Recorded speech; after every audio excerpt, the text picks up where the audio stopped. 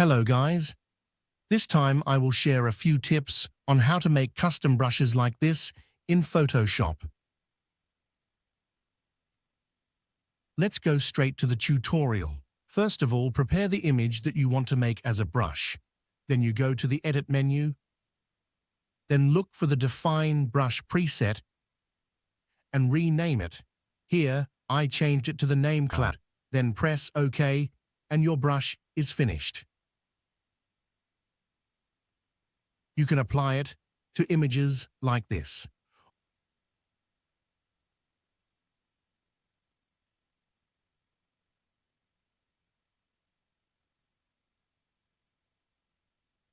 Or you can also make creative brushes like this. This is very helpful for your future designs.